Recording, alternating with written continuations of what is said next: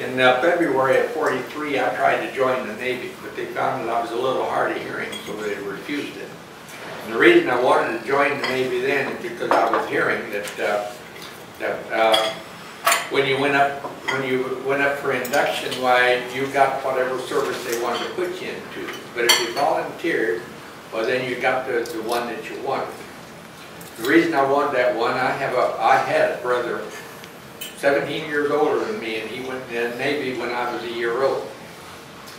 And he was captured at Wake Island, but he came back. I have another brother that was on the PA-2, that's a Harris, and that's the transport that took the guys into the different islands. But me, I was simple.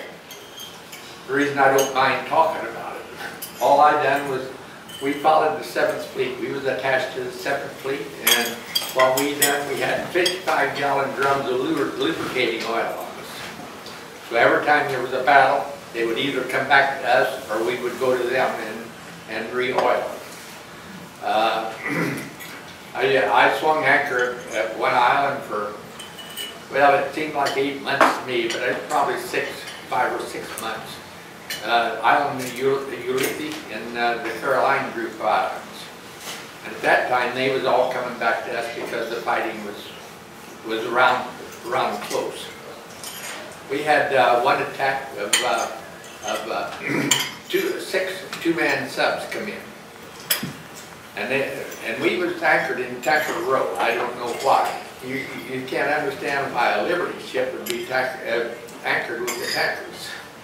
But anyway, one of the two-man subs, they took a tanker that's about 2,000 yards from us.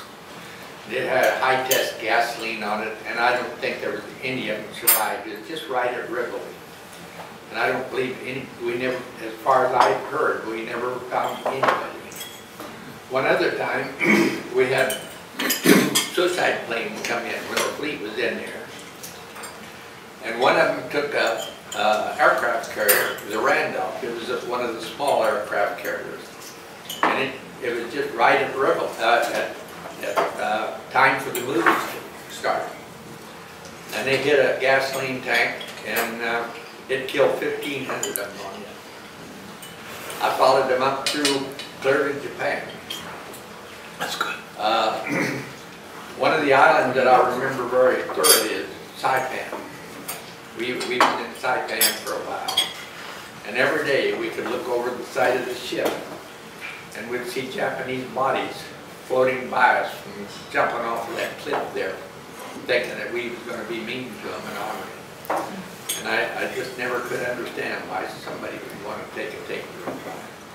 While we was there, from a distance, we got to see the Marines take a little island they called Graipan. And Graipan was all it was a Japanese radio station.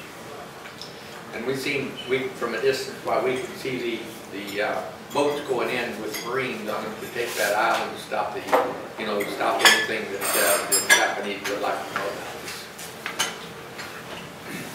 We followed the fleet clear, as I say, into Japan. Now, how we got into China, I don't remember, but we was in China, and while in China, while we was told we had orders that we was going to take and go back through the Suez Canal and to Alabama for decommissioning. That would have put me around the world. I was a shellback the first trip over because I went across the equator 5 times in one day.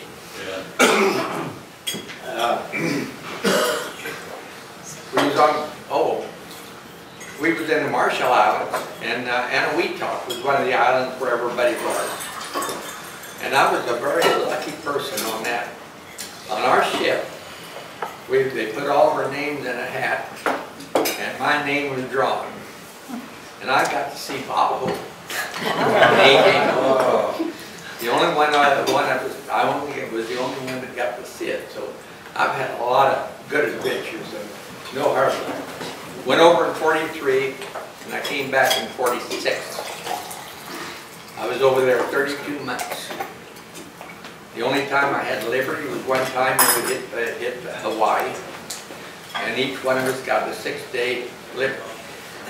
6 different days, not 6 days, period.